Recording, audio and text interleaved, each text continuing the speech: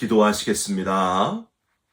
좋으신 하나님, 은혜와 사랑에 감사드립니다. 오늘도 우리를 깨워주시고 첫 시간 하나님 앞에 엎드려 기도하고 간구하며 하나님과 교제하며 하루를 출발하게 하신 것을 감사드립니다. 우리의 손과 발과 입술을 주장하여 주셔서 어디에서 무엇을 하든지 하나님의 영광을 드러내는 진짜 그리스도인의 삶을 살아가게 하여 주시옵소서. 예수 그리스도의 이름으로 기도 올리옵나이다. 아멘. 오늘 말씀은 시편 73편 16절 17절 말씀입니다. 내가 어쩌면 이를 알까 하여 생각한즉 그것이 내게 심한 고통이 되었더니 하나님의 성소에 들어갈 때에야 그들의 종말을 내가 깨달았나이다. 아멘. 오늘은 시편 73편 16절과 17절 말씀으로 악인을 부러워하지 말라라는 제목의 말씀을 함께 나누고 기도하는 시간을 갖겠습니다. 아르투스 토스카니니, 헤르베르트 폰 카라얀, 레너드 번스타인, 마리스 얀손스, 구스타보 두다멜. 여러분, 이 5명의 사람들 어떤 사람들인지 아십니까? 외국 사람이죠. 한국 사람은 아니죠. 이 사람들은 바로 세계 최고의 지휘자들입니다. 일부러 지휘봉 없는 사진을 찾아서 여러분께 보여드렸습니다. 미국 지휘자로는 레너드 번스타인이 유명하지 않습니까? 여러분 혹시 성경에 나오는 지휘자들을 알고 계십니까? 성경에는 총 3명의 지휘자 이름이 등장합니다. 아삽, 헤만, 여두둔. 이 여두둔을 혹은 에단이라고 하죠.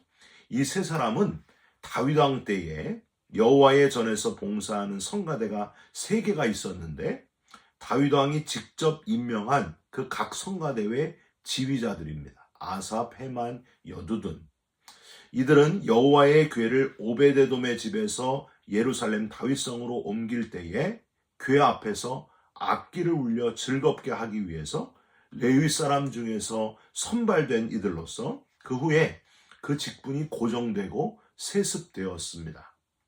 눈여겨볼 것은 이 아삽, 헤만, 여두둔 이 3사람, 3 지휘자의 이름이 등장할 때 꼭 아삽의 이름이 맨 앞에 나온다고 하는 거예요. 여러분 왜 그럴까요?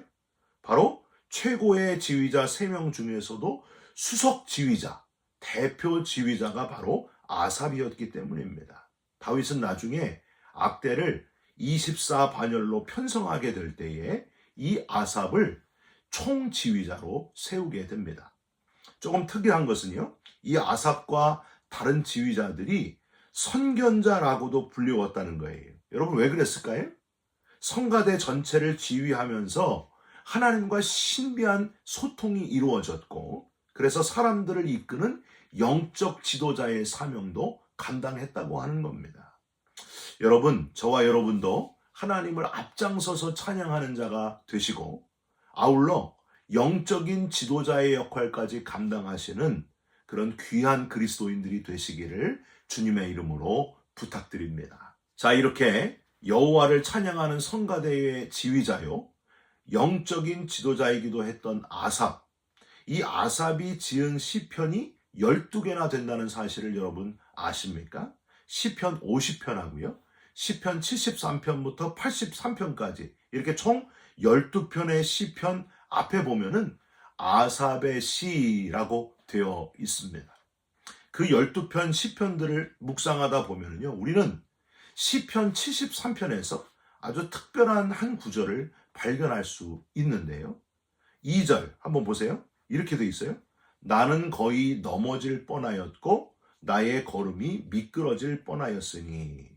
아삽이 다윗의 시대 최고의 지휘자로 하나님을 찬양하며 성가대를 이끌며 영적인 지도자로 날마다 은혜와 감사와 감격 속에 살아가는 가운데 넘어질 일은 별로 없을 것 같은데 갑자기 거의 넘어질 뻔하였다, 걸음이 미끄러질 뻔하였다, 이렇게 표현을 하고 있습니다.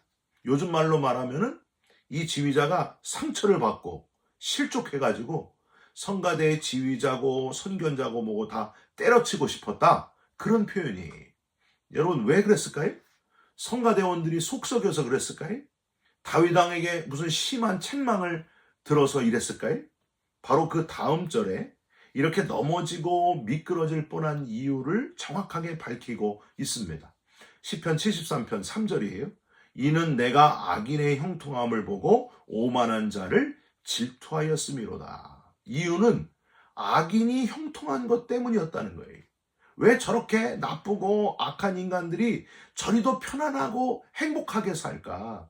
가다가 사고라도 나서 악한 자가 어떻게 망하는지를 하나님이 똑똑히 보여주시면 좋을 텐데 웬걸 악인이 잘 먹고 아프지도 않고 너무나 보란듯이 행복하게 사는 것을 보면서 넘어지고 미끄러질 뻔하였다. 그렇게 고백을 하고 있는 겁니다. 여러분 김일성을 한번 떠올려 보세요. 독재자 김일성. 그렇게 악한 인간이 무려 82세까지 그것도 아주 건강하게 세상 부귀영화를 다 누리고 생각보다 너무나 편안하게 살다가 죽었습니다. 여러분 좀 화나지 않습니까? 나라를 둘로 찢어놓은 장본인이고 한 민족끼리 총뿌리를 겨누면서 수많은 생명들을 잃어버리게 만든 장본인, 독재자 중에 독재자, 너무나 행복하게 살다가 죽었다고 하는 것은 참 힘 빠지는 사실입니다. 그렇지 않습니까? 그 독재자의 행복 때문에 얼마나 많은 사람들이 인간으로서 당연히 누려야 될 것들을 누리지 못하고 고통 속에서 울어야만 했습니까?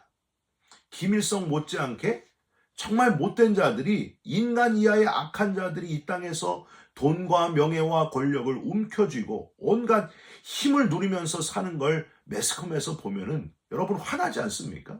저는 너무나 화나는데요. 저는 목사지만은요 그런 거 보면은 막 속으로 욕을 하게 됩니다. 전 나쁜 XX들, 저 못된 저런 것들 그러면서 막 욕을 하게 되더라고요. 지휘자 아삽이 그랬다는 거예요. 이 악인들이 형통하게 살았던 것 때문에 너무나 큰 한숨이 나오고 힘 빠짐을 경험하게 됐고 모든 것을 다 관두고 싶을 정도였다 하는 겁니다.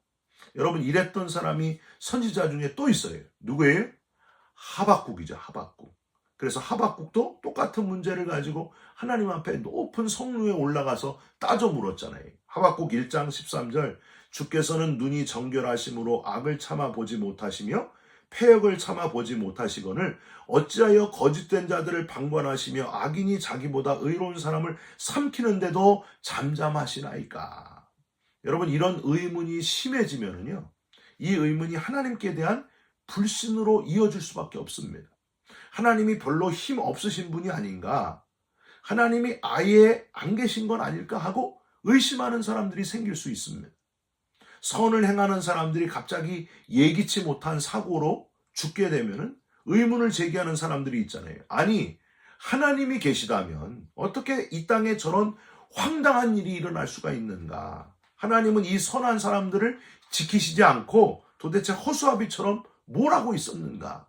이렇게 원망하는 사람들이 있다는 거예요. 여러분 이런 문제를 제기하는 걸 우리가 들으면은 여러분은 그동안 어떻게 대답하셨습니까? 오늘 이 시편 73편 아삽의 시를 묵상하게 되면 그 답을 조금은 아니 생각보다 아주 많이 그 답을 찾을 수 있다 하고 생각이 됩니다. 우선 73편 4절 이하를 보시면요. 아삽이 그토록 분개한 악인들의 모습이 좀 더 세세하게 표현된 것을 볼 수 있습니다. 시편 73편 4절에서 9절이에요. 그들은 죽을 때에도 고통이 없고 그 힘이 강건하며 사람들이 당하는 고난이 그들에게는 없고 사람들이 당하는 재앙도 그들에게는 없나니 그러므로 교만이 그들의 목걸이고 강포가 그들의 옷이며 살찜으로 그들의 눈이 솟아나며 그들의 소득은 마음의 소음보다 많으며 그들은 능욕하며 악하게 말하며 높은 데서 거만하게 말하며 그들의 입은 하늘에 두고 그들의 혀는 땅에 두루 다니도다. 4절에 그들은 죽을 때에도 고통이 없고 그 힘이 강건하며. 여러분 악인들이 아주 건강하게 죽을 때까지 별 고통이 없이 건강하게 산다는 건 어쩌면은요 당연한 일일 수도 있겠다 하는 생각이 듭니다. 저와 여러분들이 열심히 새벽 기도하고 하나님 앞에 엎드리고 그럴 때 이 사람들은 물통 들고 산에 올라가서 배드민턴 치고 약수 마시고 우리들이 주일 아침 일찍 교회 학교 어린이들하고 막 씨름할 때 그들은 늦게까지 푹 자고 피로를 푸는 거예요. 피트니스 다니고 보약 사 먹고 막 그러는 거예요. 정확한 수치는 알 수 없지만 악인이 건강한 거는 당연한 것인 줄도 모른다 하는 사실을 느끼게 됩니다. 여러분 생각은 어떻습니까? 5절 사람들이 당하는 고난이 그들에게는 없고 사람들이 당하는 재앙도 그들에게는 없나니 믿는 자에게도 간간히 오는 인생의 고난과 재앙이 이 악인들에게 아예 오지 않는 걸 느낄 때 너무너무 화가 나지 않습니까? 여러분 글로리 더 글로리라고 하는 영화가 있잖아요. 다 보시지 않았습니까? 어릴 때 악인들에게 그렇게 학교 폭력을 당했던 아이가 통쾌하게 복수를 하는 거예요. 여러분 진짜 이럴 수 있다면 얼마나 통쾌하겠습니까? 안타깝지만 실제로는 그렇게 복수할 수가 없기 때문에 글로리라고 하는 영화가 많은 사람들에게 인기 영화가 된 것은 아닐까 생각해 보게 됩니다. 7절 살찜으로 그들의 눈이 솟아나며 그들의 소득은 마음의 소원보다 많으며 악한 인간들이 하필이면요 왜 그렇게 돈이 많을까요? 여러분 불만 아닙니까? 마음의 소원보다 더 많은 돈을 가지게 되는 악한 인간들, 돈은 왜 어두운 곳에 더 많이 돌고 있을까요? 여러분 진짜 돈이 필요한 것이 많이 있잖아요. 개척교회도 필요하고 선교지에도 필요하고 구제단체들이 얼마나 돈을 많이 필요로 합니까? 그런데 어두운 곳에 상상하지 못할 액수의 술판이 하룻밤에 벌어지는 이유를 여러분 알고 계십니까? 6절 그러므로 교만이 그들의 목걸이요 강포가 그들의 옷이며 이런 악인들은 교만함을 목걸이로 메고 다닌다는 거예요.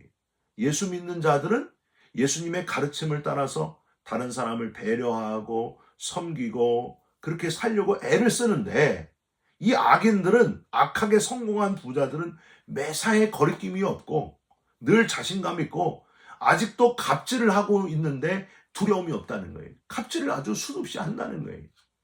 여러분 이렇게 악인들의 삶이 생각보다 형통하다 보니까 이들은 당연히 하나님까지 필요 없는 거예요. 하나님이 왜 필요하겠습니까?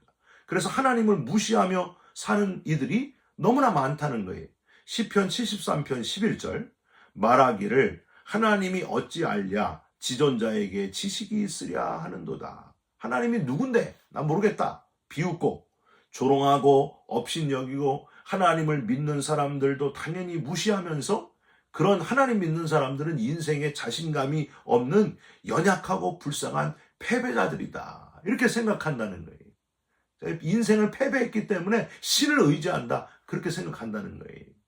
여러분 아삽은 이 모든 것에도 불구하고 이들을 그냥 내버려 두시는 하나님을 보면서 너무너무 고통스러웠다고 하는 겁니다. 그런데 이 모든 불합리함을 보고 힘 빠져 있는 아삽이 어느샌가 마침내 갑자기 모든 의문에 대한 답을 깨닫고 기뻐하게 되었다는 겁니다. 그가 깨달은 답이 도대체 무엇이었을까요? 아주 심플하게 여러분께 말씀드리면 이런 악인들을 위한 지옥이 실제로 존재한다는 사실을 아삽이 깨달았기 때문입니다. 아삽은 이렇게 고백합니다. 시편 73편 18절에서 20절이에요. 주께서 참으로 그들을 미끄러운 곳에 두시며 파멸에 던지시니 그들이 어찌하여 그리 갑자기 황폐되었는가. 놀랄 정도로 그들은 전멸하였나이다. 주여 사람이 깬 후에는 꿈을 무시함 같이 주께서 깨신 후에는 그들의 형상을 멸시하리이다.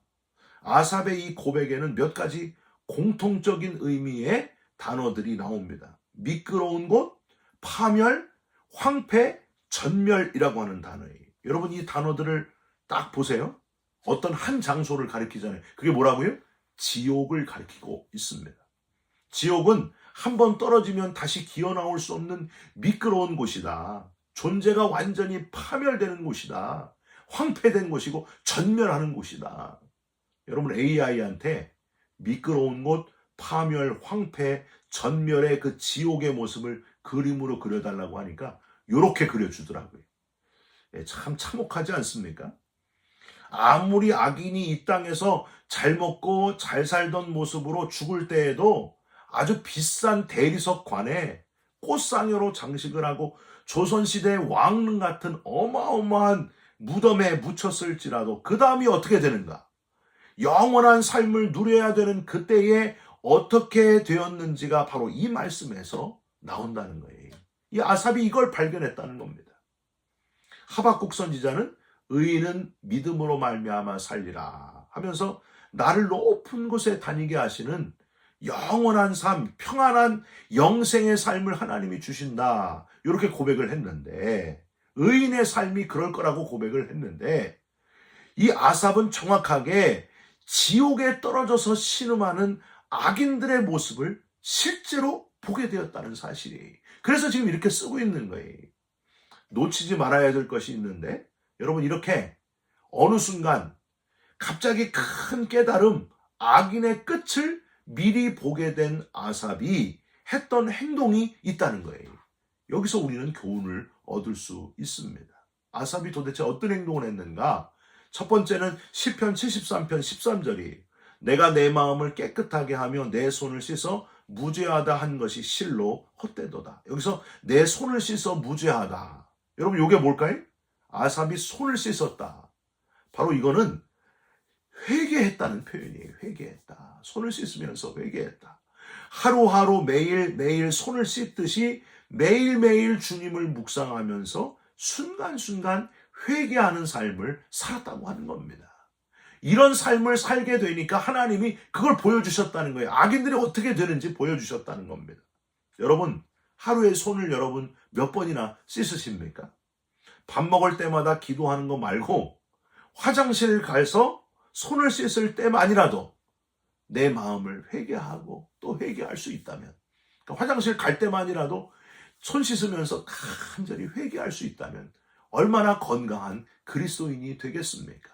순간순간 회개하면서 우리 인생에 풀리지 않는 여러 문제를 하나님 앞에 회개하다가 하나님께서 응답해 주시는, 하나님께서 보여주시는 그 놀라운 은혜를 경험하시기를 주님의 이름으로 축원드립니다. 두 번째는 시편 73편 14절이 나는 종일 재난을 당하며 아침마다 징벌을 받았도다. 요건 또 무슨 표현일까요? 아침마다 징벌을 받았다 하는 거는 아삽이 매일 아침마다 말씀을 묵상하면서 우리의 죄를 징벌하시는 하나님을 느꼈다는 거예요. 여러분 새벽에 기도하고 말씀을 묵상하면은 그 전날 우리가 얼마나 잘못 살았는지가 확 깨닫게 되지 않습니까? 바로 그 표현을 하는 거예요. 내가 하나님 말씀을 깊이 묵상했더니 내 죄가 다 깨달아지고 회개의 역사가 일어나고 하나님이 이걸 원하시지 않는구나 하는 걸 깨닫게 된다는 거예요. 마음이 무거워 그 무거운 마음을 품고 다시 열심히 기도하면은 용서하시는 하나님을 체험하고 깨끗하고 가벼운 마음으로 하루를 시작하게 되지 않습니까? 여러분 지금 아삽이 그런 삶을 살았다는 거예요. 저와 여러분도 하나님 말씀을 통해서 나 자신을 돌아보면서 하나님의 징벌을 느끼시면서 아침마다 새로운 인생을 살아가시고 거듭난 그리스도인의 삶을 살아가시기를 주님의 이름으로 축원드립니다. 세 번째는 17절이에요. 이게 제일 중요해요. 하나님의 성소에 들어갈 때에야 그들의 종말을 내가 깨달았나이다. 하나님의 성소, 즉 하나님께로 더 가까이 나아갈 때에 그렇게 궁금했던 악인, 이 땅에서 얄밉게도 너무나 행복하게 살았던 악인들의 종말을 비로소 깨닫게 되었다 하는 겁니다. 여러분 하나님께 조금 더 가까이 나아가면 한 걸음 더 깊이 하나님을 알게 되고 친밀하게 되면 이 놀라운 사실을 깨달을 수 있는데 악인의 형통을 부러워했었던 자기의 모습을 오히려 부끄러워하게 된다는 거예요. 여러분 바로 아삽이 그랬다는 겁니다. 하나님 지금이 너무 좋습니다. 이게 최고의 축복의 삶입니다. 내 삶이 너무 만족스럽습니다. 가슴을 쓸어내리면서 하나님 이제 알겠습니다.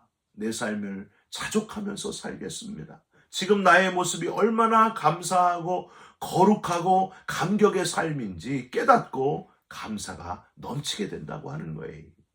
여러분, 하나님은 악인을 결코 그냥 놔두지 않는다 하는 사실을 꼭 기억하시기를 주님의 이름으로 부탁드립니다. 다만 그 처벌하는 시점이 우리의 생각하고 다를 뿐이에요. 세상의 테두리밖에 모르는 인간은 그 결과가 반드시 이 테두리 안에서 이루어져야 된다 그렇게 생각을 하는데, 하나님은 다르시다는 거예요. 시간과 공간을 다 창조하신 하나님은, 그 하나님의 시야는 생각할 수도 없이 넓고 깊고 헤아릴 수가 다 없다는 거예요. 하나님께서는 우리의 시작과 끝을 알고 계시는 알파와 오메가의 하나님이시고 영원한 시간까지 하나님의 영역 안에 있다 하는 사실을 여러분 꼭 기억하시기를 주님의 이름으로 부탁드립니다. 당장 눈에 보이는 사람, 난 억울하고 저 사람은 악인인데 너무 잘 되고 잘 먹고 잘 살지라도 하나님의 심판이 꼭 기다리고 있다는 거예요. 가장 공정하고 가장 정정당당하게 하나님이 마지막 심판을 행하실 겁니다. 여러분, 클린턴 전 미국 대통령이 자기의 그 부적절한 관계 이후에 미국의 목사님들 앞에서 이렇게 참회를 했습니다. 저는 부끄럽지만 제 죄가 드러난 것을 너무너무 다행으로 생각합니다. 만약 끝까지 들키지 않고 하나님 앞에까지 가져갔다면 큰일 날 뻔했습니다. 여러분에게 그림을 하나 보여드리고 싶습니다. 여러분 보이십니까? 생각을 바꾸시기 바랍니다. 악인의 형통을 부러워하지 마시기를 바랍니다. 당장 눈앞에 떨어지는 폭포, 거기서 곧 죽음이 기다리고 있는데, 헤어나올 수 없는 영원한 지옥이 기다리고 있는데, 악인들은 그걸 모르고 당장을 술병을 들고 즐기면서 제멋대로 살아간다는 거예요. 여러분, 시편 73편에 나오는 악인들처럼 죽을 때까지 형통한 자들은 사실 정말 불쌍한 사람들이에요. 그 형통함 때문에 회개할 기회를 얻지 못했기 때문입니다. 예수님은 가라지가 섞여 있는 밭을 보시면서 추수할 때까지 그냥 놔둬라 그러셨습니다. 가장 무서운 심판은 버려두심이에요. 내버려두심이에요. 아삽은 이제 영의 눈을 뜨고 고백을 하게 됩니다. 악인을 부러워하는 마음이 다 사라지고 이런 고백을 해요. 시편 73편 24절 25절 주의 교훈으로 나를 인도하시고 후에는 영광으로 나를 영접하시리니 하늘에서는 주 외에 누가 내게 있으리요 땅에서는 주밖에 내가 사모할 리가 없나이다. 여러분, 저와 여러분도 이런 고백의 사람이 되시기를 주님의 이름으로 축원드립니다. 좁은 길, 힘든 길이지만 이 길이 하나님 나라, 영광의 나라에 이르는 길임을 깨달았던 아삽, 맨 마지막 시편 73편 28절을 이렇게 마무리하고 있습니다. 하나님께 가까이함이 내게 복이라. 내가 주 여호와를 나의 피난처로 삼아 주의 모든 행적을 전파하리이다. 여러분, 다른 게 복이 아니에요. 최고의 복은 하나님을 가까이 하는 것이 최고의 복입니다. 저와 여러분들이 오늘도 하나님을 가까이 하며 이렇게 하나님 말씀으로 하루를 시작하잖아요. 이게 최고의 복이라고 하는 거예요. 여러분, 하나님 말씀을 듣고 기도하고 찬송하면서 하나님과 함께하는 것이 최고의 복이라는 사실을 잊지 마시고 날마다 복된 삶을 살아가시기를, 하나님을 더 가까이 하면서 살아가시기를 예수님의 이름으로 축원드립니다. 기도하겠습니다. 하나님, 악인의 형통을 부러워했습니다. 돈도 많고 건강하고 고난도 없는 저들의 모습이 참 좋아 보였습니다. 그렇게 연약하고 바로 눈앞에 있는 것만 보는데 익숙한 우리들입니다. 하나님, 그게 아니고 하나님께 가까이 하는 것이 복임을 깨닫는 우리 모두가 되게 하여 주시옵소서. 내 생각에 갇혀 있지 말고 영원까지 주관하시는 하나님의 시야로 우리의 생각의 폭을 넓히는 자가 되게 하여 주시옵소서. 마지막 심판의 날이 분명히 오고 있는데 그날에 우리를 영화롭게 하실 그 소망을 잃지 않고 살게 하여 주시옵소서. 예수 그리스도의 이름으로 기도 올리옵나이다. 아멘. 하늘에 계신 우리 아버지여, 이름이 거룩히 여김을 받으시오며 나라가 임하시오며 뜻이 하늘에서 이룬 것 같이 땅에서도 이루어지이다. 오늘 우리에게 일용할 양식을 주옵시고 우리가 우리에게 죄진 자를 사하여 준 것 같이 우리 죄를 사하여 주옵시고 우리를 시험에 들게 하지 마옵시고 다만 악에서 구하옵소서. 나라와 권세와 영광이 아버지께 영원히 있사옵나이다. 아멘. 사랑하는 성도 여러분, 악인의 형통을 부러워하지 마십시오. 하나님께 가까이 하는 것이 최고의 복입니다. 오늘도 하나님을 가까이 하며 승리하는 하루 되시기를 주님의 이름으로 축원드립니다. 여러분 사랑합니다. 축복합니다. 감사합니다.